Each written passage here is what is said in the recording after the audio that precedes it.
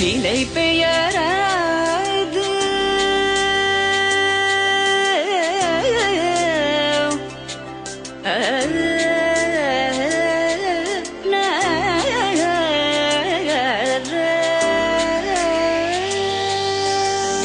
நிலை பெயராது